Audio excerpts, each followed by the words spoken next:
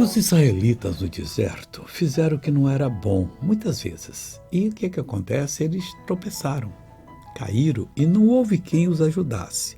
Mas no versículo 13, mostrou como é que eles conseguiram o escape, como uma lição para mim e para você.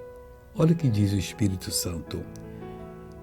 Salmo 107, versículo 13. E então clamaram ao Senhor na sua angústia, e Ele os livrou das suas necessidades. Acabou. A vida mudou para eles completamente. Se você fizer isso, também vai mudar para você. Você vai ser uma bênção.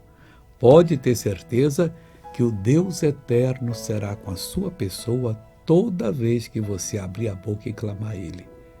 Você reconheceu o seu erro, diz: Deus, eu preciso de ajuda. Escreva: Deus vai me ajudar agora. O Senhor Deus vai ouvir, vai enviar o auxílio. Creia, saia por Ele, que você está livre do seu mal. Veja essa pessoa abençoada. Esse está mostrando a marca de uma cirurgia que fez nas suas costas. E agora? 30 anos sofrendo. 30 anos sofrendo. anos que eu sofro com essa dor, mas Jesus me curou agora. Glória a Deus, não dói mais. Oh, glória a Deus.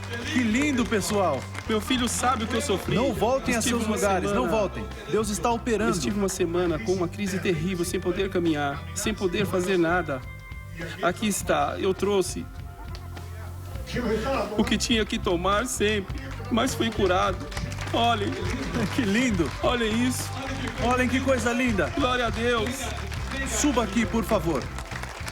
Mostre para todos agora. Se abaixe em nome de Jesus agora. Ele sabe o que sofria. Abaixe bem.